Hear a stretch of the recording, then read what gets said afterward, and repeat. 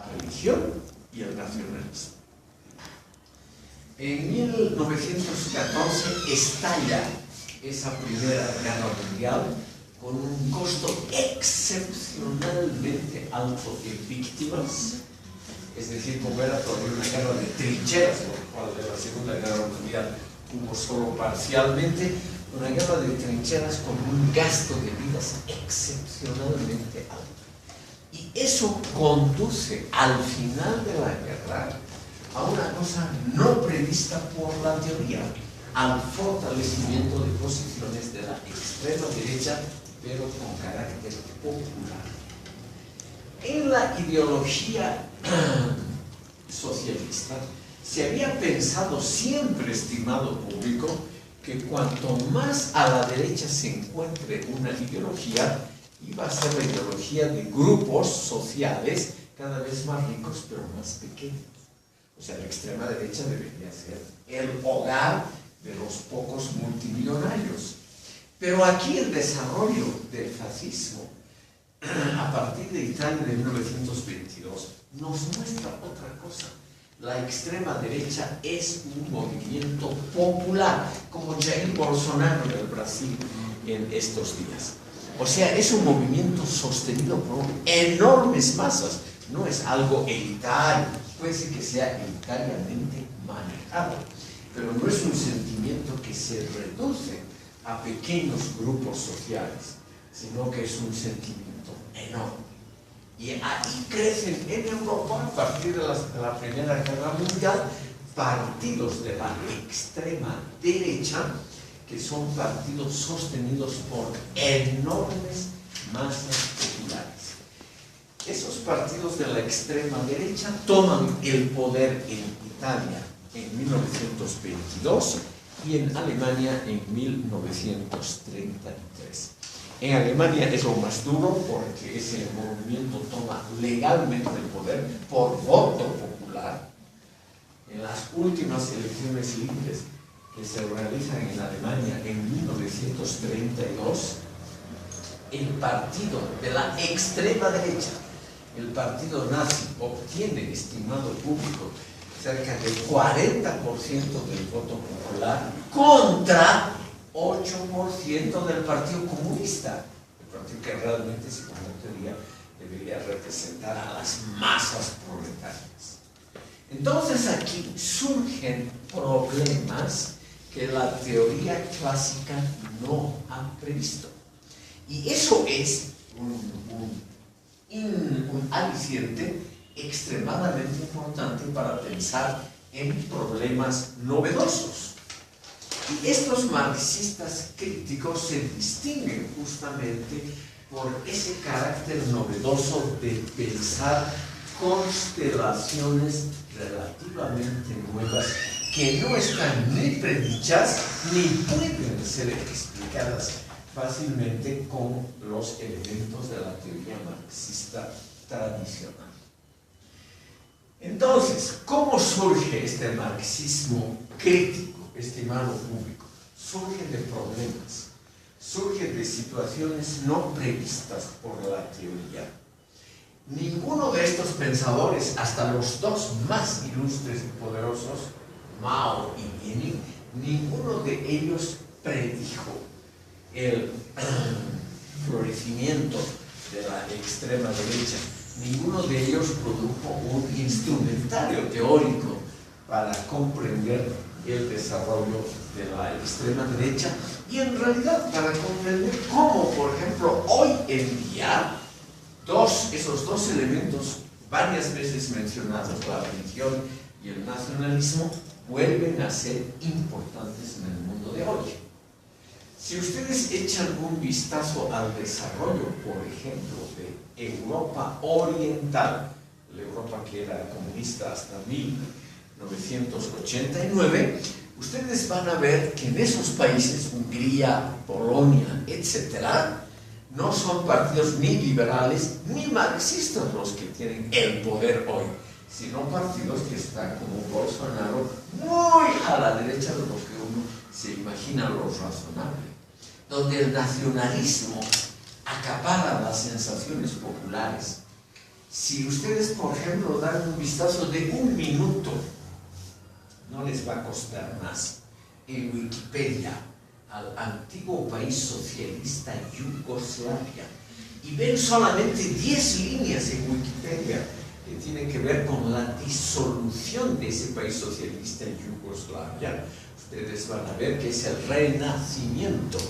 de poderosas pulsiones nacionalistas, serbios contra croatas, bosnios contra macedonios, etc. Van a ver también que es un sentimiento religioso profundo, católicos contra ortodoxos, musulmanes contra todo el resto, cosas que se creían totalmente superadas por el desarrollo histórico, por los procesos de urbanización y modernización.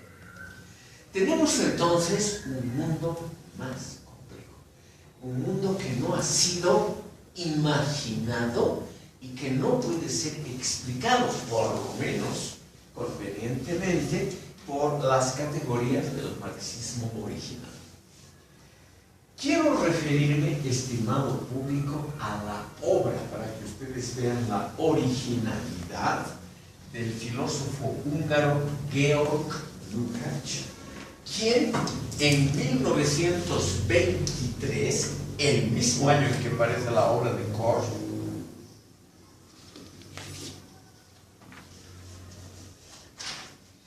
publica Historia y conciencia de clase. Permítanme unas palabras sobre este libro, porque vamos a ver una atmósfera, podríamos llamar teórico-cultural, muy diferente a la del marxismo institucional. Si ustedes, para hacer la comparación, se imaginan obras de Lenin, Stalin, Bukharin, Zinoviev, es decir, de los grandes teóricos de la Unión Soviética, gente, estimado público, que también aquí en Bolivia era extremadamente popular como autores. O sea, no solamente Lenin, sino sus acompañantes hoy completamente olvidados. Bukharin, cuyos libros se vendían aquí por decenas, Zinoviev, Kamenev, Trotsky, etc. Trotsky es el único que ha resistido el paso del tiempo con una cualidad que la vamos a ver luego, porque es interesantísima. Bolivia es el único país en el mundo, el único, donde ha habido un movimiento trotskista fuerte. Y eso dice algo sobre la mentalidad colectiva boliviana. Yo, pudiendo equivocarme fácilmente, creo que el desarrollo del trotskismo no nos dice mucho sobre Trotsky, sobre la bondad o la maldad de su teoría, sino que nos dice algo sobre la mentalidad de los amerindios aquí en el país. Entonces, estimado público, estos autores, todos ellos, lo que hacen es, en el sentido más tradicional, hacen exégesis, interpretaciones de las obras de los maestros fundadores Marx y Engels. O sea, Lenin, Stalin, Mao y todos los otros lo que hacen es tratar de adaptar la teoría original a la situación cambiante, creyendo que la teoría, con pequeñas modificaciones, puede explicar la evolución posterior. En cambio, Lukács y Korsch creen que la teoría ya no puede explicar, que se necesita tal vez rescatar unos pocos elementos del marxismo, pero lo que hay que hacer es una renovación más o menos total de la teoría, porque la situación impone una concepción teórica diferente de la de los maestros fundadores a mediados del siglo XIX. Permítanme unas pocas palabras solamente sobre cuáles son esas condiciones que imposibilitan la lectura, la interpretación del mundo alrededor de 1923, de acuerdo a Marx. Son sobre todo 3 factores, estimado público. En primer lugar, las sociedades europeas y la norteamericana se han desarrollado en una forma no prevista por la teoría original, han mantenido y engrosado enormemente clases medias. Y tal vez ustedes saben que las clases medias han sido el elemento más descuidado, menos comprendido también, para decirlo claramente, por el maestro fundador Karl Marx. Entonces tenemos sociedades donde hay sectores medios que no se diluyen, como lo predijo Marx, sino que tienen una vida autónoma relativamente fuerte. Segundo lugar, no ha habido la pauperización de los sectores populares. Las sociedades de Europa Occidental y Estados Unidos son sociedades que han ido prosperando, y no solamente ha prosperado la élite, que también obviamente ha hecho millones, sino que también las clases medias y las bajas han prosperado simultáneamente. O sea, eso se puede medir estadísticamente, es lo que ha hecho Bernstein en sus estudios. Se puede medir estadísticamente qué ganaba un obrero de la industria peor pagada en la Gran Bretaña, que era la industria del carbón, o sea, el trabajo en las minas. Gran Bretaña, hasta la Segunda Guerra Mundial, era el primer productor mundial de carbón. ¿Qué ganaban? ¿Qué consumían? ¿A qué escuela iban los hijos? Etcétera, etcétera. Toda una serie de indicadores que nos permiten comparaciones. Y esos indicadores, según Bernstein y según los marxistas críticos, nos muestran sociedades que se han modernizado en una forma no prevista por la teoría.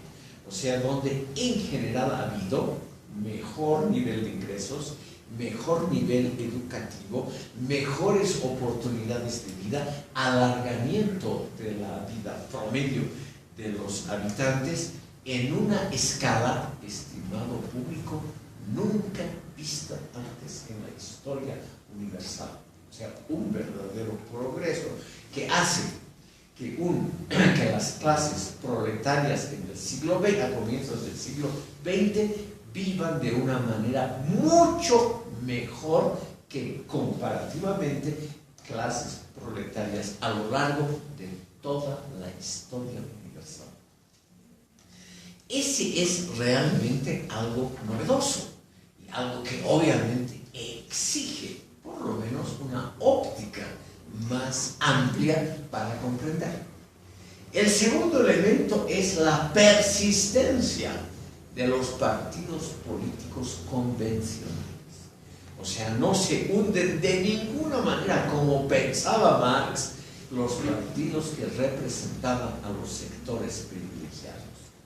Por ejemplo, el Partido Conservador en la Gran Bretaña, por las dudas para ustedes que tal vez no se interesan por política internacional, el Partido Conservador está hoy en el poder en la Gran Bretaña al mando de una mujer enérgica como es la señora May. Las mujeres solo tienen mucho que decir en política, lo cual está muy bien. Han demostrado ser líderes fuertes, vigorosos, originales, hasta yo diría inesperadamente crueles, como la señora Aung San Suu Kyi, premio Nobel de la Paz y gobernante de Birmania, que todos pensarían que una vez que tome el poder después de 50 años de dictadura militar, que esta señora iba realmente a implantar un régimen democrático. Pues nada, la señora en el poder ha establecido un régimen durísimo, represión a las minorías étnicas en Birmania, represión a los no budistas, en fin, como si fuese un varón duro y conservador.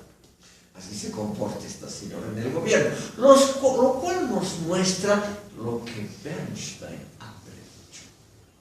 Esto puede interesar aquí a las damas. Bernstein era un feminista de los primeros que ha existido en la historia, estimado público. Y Bernstein predijo algo que no va a gustar a ustedes, que las mujeres en el poder se iban a comportar exactamente como los varones. O sea, que iban a tener los mismos deseos de dominio, poder, aplastar al prójimo, etc. exactamente como los varones, que la emancipación de la mujer no iba a crear algo diferente a lo que he visto en la historia universal. Yo siento que es muy deprimente, por lo menos para alguien que hubiera esperado algo diferente. El otro elemento que ve Bernstein, estimado público, es la ampliación de la cultura a las clases populares. No solamente la escuela gratuita y obligatoria, sino el avance de las clases proletarias, por ejemplo, en la educación universitaria. Cosa que en el siglo XIX no había y que evidentemente Marx no vio. Entonces tenemos ya a comienzos del siglo XX una difusión de valores que antes eran considerados elitarios, una difusión hacia abajo y sobre todo una aceptación de esos roles y funciones por los chicos jóvenes de las clases proletarias. Hay varios estudios, muchos, algunos hechos por la Escuela de Frankfurt que voy a mencionar posteriormente, sobre los valores de orientación de los jóvenes de clases proletarias en la primera mitad del siglo XX. Y con excepciones que siempre hay, estimado público, los jóvenes de origen proletario no tienen otros valores de orientación que no sean los normales de la sociedad. O sea, no creen en la solidaridad, en la fraternidad con los pueblos ajenos, nada de eso. Lo que quieren es carrera propia, éxito, dinero, poder. Lo convencional. Yo siento que es muy triste. O sea, no hay esa renovación de valores. O dicho en términos marxistas, el proletariado no es la incubadora de nuevos valores diferentes a los odiados de la cultura burguesa. Eso es lo que Bernstein ve, estimado público, lo cual es extraordinariamente deprimente para un marxista creyente, para el Partido Social Democrático, que cree ser diferente y mejor que los otros partidos por encarnar una voluntad de solidaridad, de fraternidad, es decir, por encarnar valores superiores a los otros partidos. Y que estos jóvenes quieran lo mismo que todos: dinero, poder, social, divertirse, etcétera, consumismo, etcétera, es pues una desilusión. ¿Qué significa eso? Que esos valores, que lo que ahora llamaríamos el consumismo masivo, son muy fuertes. Son valores tenidos por positivos por una parte enorme, por un espectro muy amplio de todas las clases sociales. Ese mundo diferente del predicho es el que va en contra de los partidos comunistas clásicos, socialistas y comunistas clásicos. Entonces Bernstein se da cuenta, estimado público, que hay un techo para el desarrollo del Partido Socialdemocrático. Y él calcula con precisión, yo diría casi matemática, que no se va nunca a sobrepasar el porcentaje de votos y de adhesión popular que tuvo la socialdemocracia en 1914 en Europa Occidental. Y que por lo tanto hay que hacer alianzas con otros grupos. Entonces, él no quiere, porque él cree que es ilusorio, el tomar el poder solos y por lo tanto iniciar una política de grandes reformas sociales, nacionalización de los bienes más importantes, etcétera, sino que tiene que ser una política de, sobre todo de deliberación primero, y de concertación de metas normativas en programas de coalición con los otros partidos moderados. Y es entonces que se forma la llamada coalición de Weimar, que gobierna Alemania hasta 1933.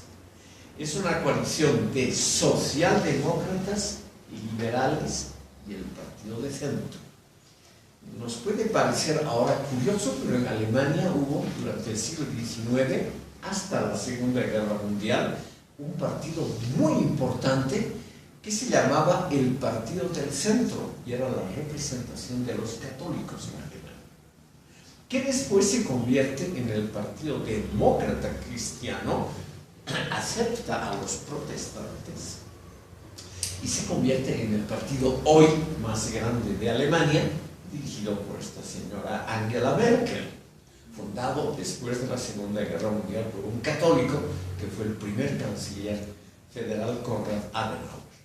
Entonces, Bernstein y los marxistas críticos, estimado público, se percatan que hay que hacer coaliciones. No hay otra manera de acercarse al poder. El Partido Socialdemocrático nunca, en ninguno de los estados federales alemanes, en ningún país de Europa Occidental, en ninguno, nunca obtiene una mayoría contundente. Nunca. Entonces, tiene necesariamente que actuar dentro del marco prefijado, o sea, dentro de las constituciones liberal-democráticas que la odiosa burguesía ha construido en los últimos 150 años. Hay que actuar en ese marco prefijado. Y hasta 1933 se suceden esos gobiernos de esa coalición de socialdemócratas con liberales y católicos. En otros países con diferentes nombres, más o menos similares. En el norte, en los países escandinavos, no hay partidos católicos, pero hay la coalición, por ejemplo, la actual coalición sueca es de socialdemócratas con liberales y con grupos pequeños, más o menos situados en el centro del espectro político.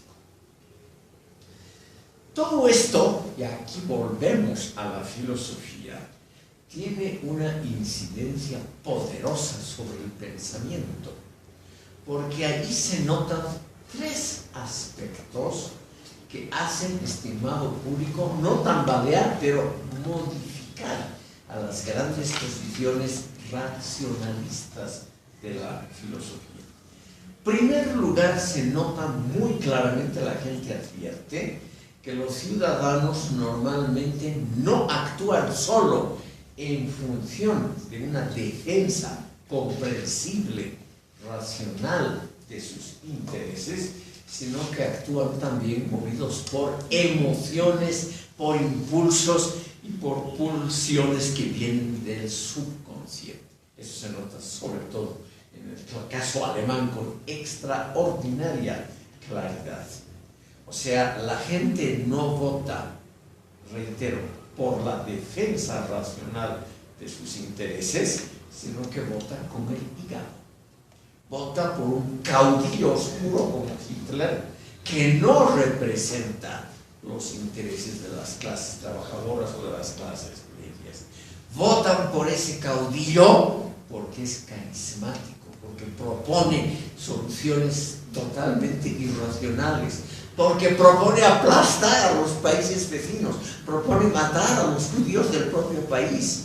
Es decir, propone cosas que ningún partido, ni siquiera de la extrema derecha, había propuesto durante todo el siglo XIX.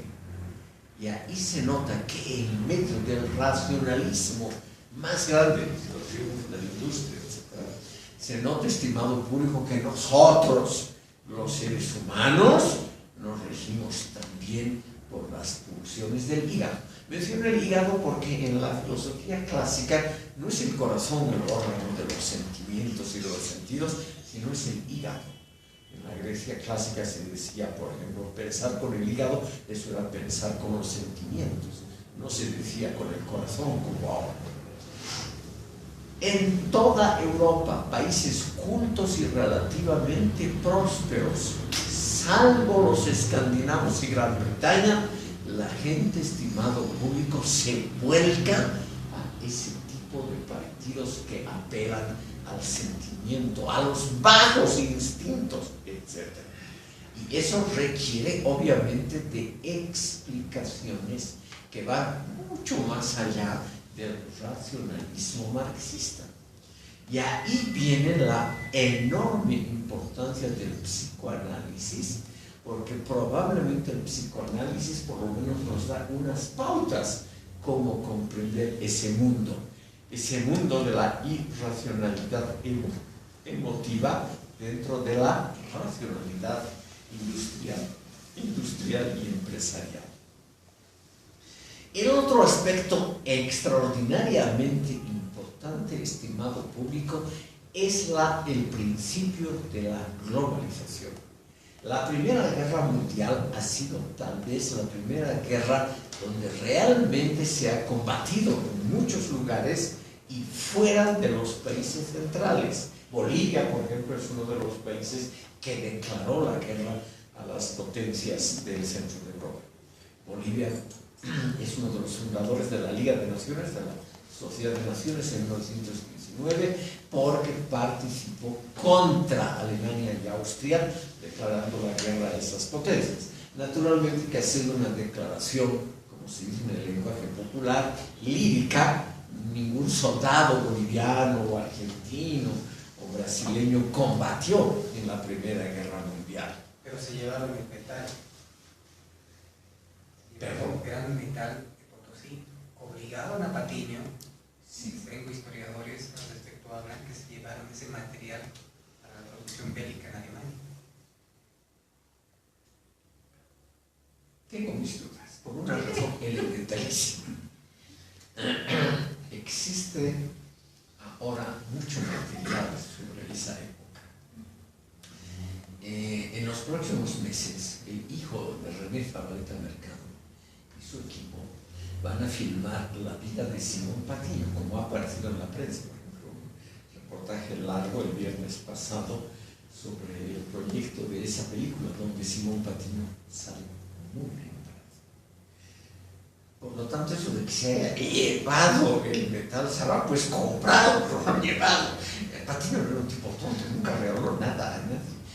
No creo yo que él haya regalado, y menos a Alemania, porque Patiño inteligentemente tenía evidentemente antes de 1914 muy buenas relaciones con Alemania. Pero como era un tipo inteligente, cosa que la sociedad boliviana jamás lo ha reconocido hasta hoy, él se dio cuenta que los otros, los aliados, iban a ganar la guerra. Obviamente él decidió venderles a ellos. Entonces, no creo yo que eso sea tan verdad. No creo. El otro asunto que pueden ver ustedes, han aparecido, entre tanto, ha aparecido mucha documentación. Hay biografías, como de Charles Geddes, que es un escocés que ha escrito una biografía muy documentada sobre la vida de Patiño, y como toda cosa bien hecha, estimado público, el resultado es muy complejo. Es muy difícil acusarlo de esas maldades a Simón Patiño, porque la realidad siempre es inesperada, compleja, es decir, no es fácilmente interpretable por parámetros simples. Y el parámetro más simple, más elemental, el que más usamos los humanos, es el parámetro bueno-malo. Entonces, el ponerlo a Patiño solamente del lado de los malos, porque eso no es cierto, eso lamentablemente, ante la complejidad del desarrollo, se nota que es carencial, que es insuficiente. No es que esté equivocado, sino que es carencial, es decir, la historia siempre es altamente compleja y no se puede explicar siempre por esa dupla de conceptos tan caros a la mentalidad popular: amigo, enemigo, patria, patria, nación ante nación, bueno o malo. No se puede explicar. La vida siempre es más compleja. Y ustedes, estimado público, en esta carrera elitaria, pequeña, pero de alto nivel, están obligados a pensar en complejidades. O sea, y pensar en complejidades significa, lamentablemente, desechar las ideas infantiles, simplistas que uno tiene. De niño uno piensa, cuando ve una película, los buenos, los malos, ¿no es cierto? Piensa en un sistema binario, de verdades excluyentes. Y la realidad. Ya van a notar ustedes, por ejemplo, cuando se casen. Cuando uno se casa, o cuando uno construye una relación más o menos permanente con la persona amada, uno cree que está en el lado de lo bueno, en el lado de lo positivo, en el lado de lo siempre bueno. O sea que siempre es la persona amada, siempre es confiable, siempre es colaboradora, siempre está a nuestro lado, etc. Y la vida lamentablemente nos muestra, si no, no hubiera literatura. La vida nos muestra, sí, por suerte hay problemas, porque si no, no habría literatura, no habría arte. Entonces la vida nos muestra que esa división elemental entre bueno o malo no corresponde a la realidad. Y la vida de Patino, lo mismo que la de Aramayo, no corresponde a decir simplemente así, los malos eran los ricos perversos que explotaban despiadadamente a las masas proletarias bolivianas que se levantaron en los campos gloriosos de Uncía y Catavi. Eso, estimó público, está muy bien como propaganda política, pero la realidad siempre es más complicada, más compleja, tiene más fácil. Volveremos porque ese es el tema. El tema, estimado público, ¿por qué marxismo crítico? Porque la realidad del mundo en la primera mitad del siglo XX no se dejaba interpretar por los esquemas brillantes, pero un poco simplistas de la teoría marxista. Eso es el núcleo fundamental de todo este curso. Entonces, estimado público, ¿qué es el marxismo crítico? Es el intento de establecer o reformular o rejuvenecer una teoría para que sea más adaptada a la complejidad del mundo moderno. Porque estos señores, sobre todo Lukács y Korsch, los nuevos porque son los precursores, los primeros, los que han alcanzado un nivel filosófico rara vez superado en la historia del marxismo, sobre todo Lukács. Realmente era personalmente un tipo extremadamente desagradable, pero no hay duda de que era un brillante pensador. Muchas gracias, profesor. Ya vamos a acabar el tiempo y quería preguntarle lo mismo. Todo lo que usted